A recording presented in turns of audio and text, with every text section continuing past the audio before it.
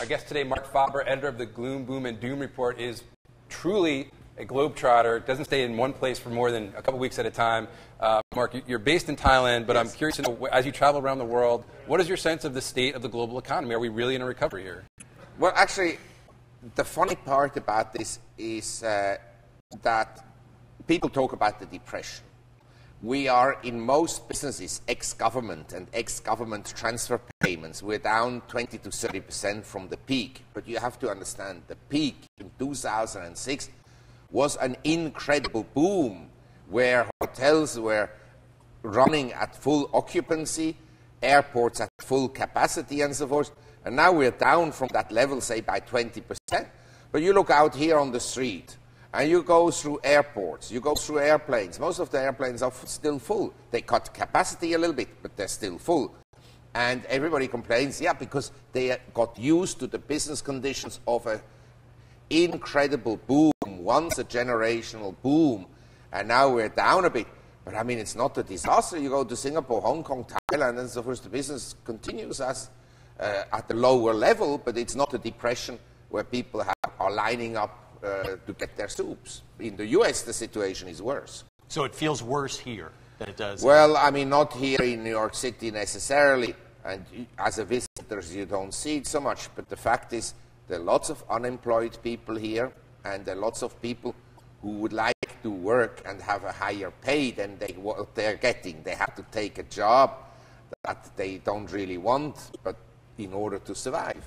And so we have this dual economy in the Western world, where essentially the sad part of the last 10 years boom is that it bypassed the typical household and the working class, but it enriched, and I'm not against the Goldman Sachs partners, but basically it enriched a narrow group of people. But the average person, the median household, was bypassed, and the employment today in the US is lower than in 1999, and the population is up 30 million. That tells you something. This is the first recession since the Depression years where all the employment gains have been given back, all of it. Right, and you don't see that changing anytime soon. I mean, I don't think so. We're talking about recovery now, but you don't see that as the Western world, to the I average, think, in the Western world, in the Middle Ages, we had the village idiots. There were people that were kept by the villages. In the Western world, from here on, we have structurally high unemployment because we have so many people that lack the education to participate in the modern world, and they also lack the willpower to participate in the modern world. You go to China, to India, and so forth, people know unless they work 7 days a week and study 7 days a week and learn continuously, they're going to be left out because the competition is so high. So Jim Grant over the weekend, and I know you haven't read the article, yes. He's normally certainly on the bearish side. Yes. Came out and said, whoa, it's going to be a V-shaped recovery because it went down so fast, and that historically has meant we're going to go up so fast. And he said even on the employment side, if you look at the past recessions where it collapsed, yes. the employment comes charging right back. So you don't think so?